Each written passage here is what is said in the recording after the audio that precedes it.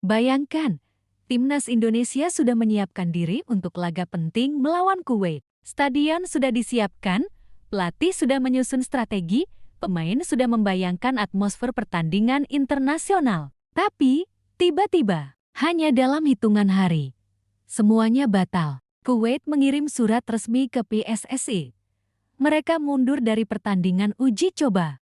Kekecewaan tentu tak bisa dihindari. Fans kehilangan kesempatan menonton Garuda melawan salah satu tim bersejarah Asia. Tapi, di balik batalnya laga ini, tersimpan banyak cerita menarik. Karena Kuwait bukan tim sembarangan. Mereka pernah jadi raksasa Asia, juara Piala Asia, bahkan tampil di Piala Dunia. Hari ini, di Cekak Tate, kita akan membongkar kisah lengkapnya. Dari sejarah kejayaan Kuwait, kejatuhan mereka, hingga apa yang bisa dipetik timnas Indonesia dari perjalanan panjang Al-Azraq, sang elang biru dari Teluk. Awalnya, laga ini dijadwalkan sebagai bagian dari persiapan kualifikasi Piala Dunia ke-2026. Kuwait sudah masuk jadwal FIFA Matchday, tetapi tiba-tiba mundur dengan alasan yang tidak sepenuhnya dijelaskan ke publik. PSSI pun harus bergerak cepat mencari lawan pengganti. Akhirnya, Lebanon dan Taiwan masuk ke daftar uji coba. Meski ada lawan lain, rasa kecewa jelas ada. Kuwait dianggap sebagai lawan ideal karena gaya bermainnya mirip dengan tim-tim Timur Tengah lain yang bakal dihadapi Indonesia di kualifikasi.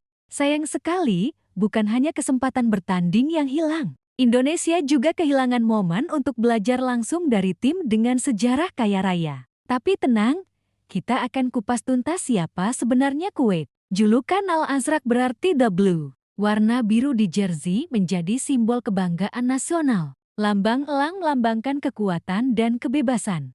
Di kalangan fans internasional, identitas visual Kuwait sering dibicarakan di forum sepak bola global. Bagi masyarakat Kuwait, warna biru bukan sekadar pilihan desain. Ia adalah lambang identitas seperti merah putih bagi Indonesia. Dan elang, itu simbol bahwa mereka selalu ingin terbang tinggi di langit sepak bola Asia. Kuwait mulai menanjak pada 1970-N.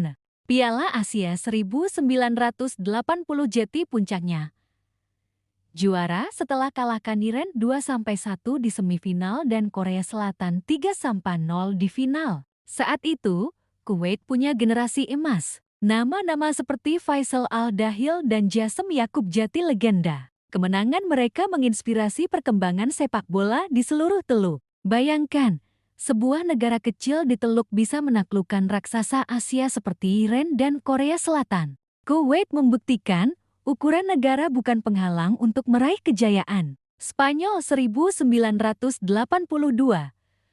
Kuwait mencatat sejarah sebagai negara Arab pertama yang tampil di Piala Dunia. Meski hanya dapat 1 poin imbang lawan Cekoslovakia, itu jadi kebanggaan luar biasa. Ada momen ikonik.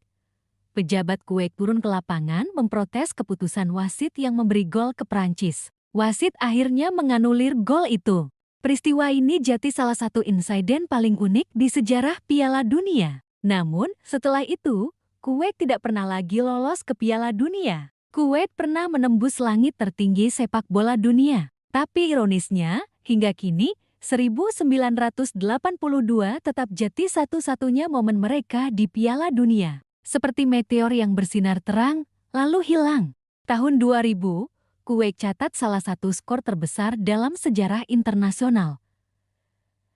20-0 lawan Bhutan. Pertandingan di Stadion Mohammed Al-Hamad jadi pesta gol yang membuktikan kesenjangan kualitas di Asia. Hingga kini, skor ini masih tercatat dalam buku rekor AFC dan FIFA, 20 gol dalam satu pertandingan. Rasanya seperti main PlayStation di mode paling mudah. Tapi bagi Kuwait, itu bukti mereka pernah berada di level yang jauh di atas. Kuwait punya rival abadi, Irak, Arab Saudi, dan Uni Emirat Arab. Rivalitas bukan hanya di lapangan, tapi juga dipengaruhi konflik politik dan sejarah kawasan. Pertemuan di Gulf Cup sering jadi pertandingan penuh gengsi dan tensi tinggi. Kalau di Asia Tenggara kita kenal rivalitas Indonesia-Malaysia, maka di Teluk, Kuwait-Irak atau Kuwait-Saudi punya cerita serupa panas, penuh emosi, dan syarat gengsi. Kuwait beberapa kali terkena sanksi FIFA karena intervensi pemerintah dalam federasi sepak bola. Sanksi berat terjadi 2015 sampai 2017. Kuwait dilarang mengikuti semua kompetisi internasional. Akibatnya, banyak pemain kehilangan jam terbang internasional, perkembangan sepak bola domestik terhambat, dan generasi emas baru gagal lahir. Saat negara-negara Teluk lain melesat Qatar juara Asia, Arab Saudi lolos Piala Dunia, Kuwait justru tertinggal jauh. Prestasi bisa hilang bukan karena kalah di lapangan, tapi karena salah urus di meja pengambil keputusan. Kuwait jadi contoh nyata bagaimana intervensi politik bisa menghancurkan sepak bola sebuah negara. Ada 3 poin besar yang bisa dipetik.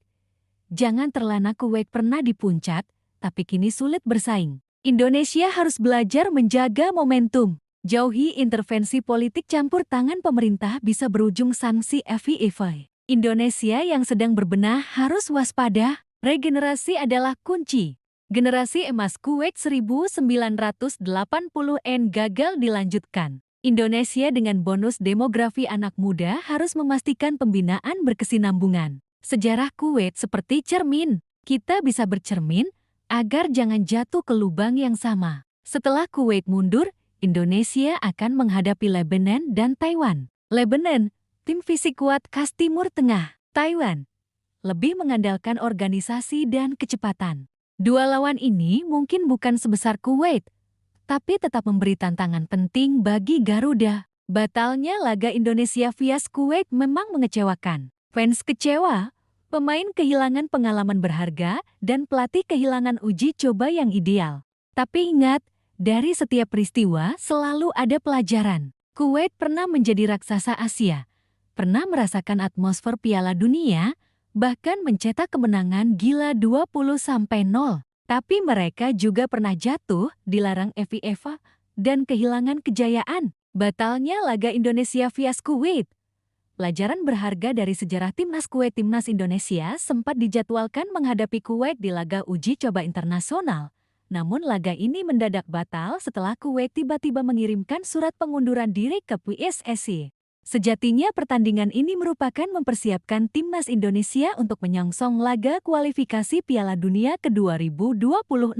Selain Kuwait, skuad Garuda juga akan berhadapan dengan Lebanon. Karena laga kontra Kuwait dipastikan batal, sehingga dalam persiapan nanti Indonesia akan menjajal kekuatan tim Timur Tengah, Lebanon, dan Taiwan sebagai pengganti Kuwait. Sangat disayangkan laga timnas Indonesia melawan Kuwait gagal terwujud. Selain persiapan timnas yang terganggu, skuad Garuda juga kehilangan kesempatan untuk belajar dari tim yang punya sejarah panjang dan menarik untuk dibahas. Berikut 6 fakta menarik tentang timnas Kuwait.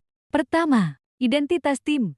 Biru dan simbol elang julukan Al-Azraq Tablu mencerminkan identitas unik timnas Kuwait. Seragam biru sebagai simbol kebanggaan nasional, serta lambang elang yang mewakili kebebasan dan kekuatan negara. Walau informasi ini belum banyak disorot oleh media, namun banyak fans mengulas di platform seperti Reddit, membahas simbolisme ini secara mendalam. Kedua, dominasi regional dan era keemasan. Kuwait pernah menjadi raksasa Asia pada awal 1970 dan awal 1980N. Mereka mendominasi sepak bola Asia dan menjadi juara Piala Asia 1980 dengan mengakhiri perjalanan gemilang Iran di semifinal dengan skor 2-1, kemudian mengalahkan Korea Selatan pada laga final dengan skor 3-0. Kuwait pada periode itu dikenal memiliki generasi emas, membawa tim biasa yang tidak dikenal sejadi salah satu tim yang bergengsi di Asia. Hal ini juga berhasil mendorong serta mengembangkan sepak bola di kawasan Arab. Ketiga, debut di Piala Dunia 1982 dan satu-satunya partisipasi di Piala Dunia hingga saat ini. Piala Dunia 1982 di Spanyol menjadi debut Kuwait di Piala Dunia serta menjadi negara Arab pertama yang tampil pada ajang turnamen bergengsi tersebut. Hingga saat ini, keikutsertaan itu menjadi satu-satunya partisipasi mereka dalam Piala Dunia. Dalam turnamen 4 tahunan tersebut, Kuwait gagal mendapatkan kemenangan. Al-Azraq, julukan timnas Kuwait, hanya berhasil mengumpulkan 1 poin hasil imbang melawan Cekoslovakia. Keempat, rekor kemenangan besar. Kuwait membukukan salah satu kemenangan terbesar dalam sejarah sepak bola internasional pada 14 Februari tahun 2000. Kala itu Kuwait berhasil mengalahkan Bhutan dengan skor yang sangat telak, yakni 20-0 di Stadion Mohammed Al-Hamad dalam laga FC ASEAN Cup 2000 Grup 5. Sejak peluit pertama ditiup sang pengadil lapangan, perbedaan kualitas tim sangat terlihat. Hanya hitungan menit, Kuwait berhasil membobol gawang Bhutan, dan pesta gol pun dimulai. Kelima, rivalitas sengit regional.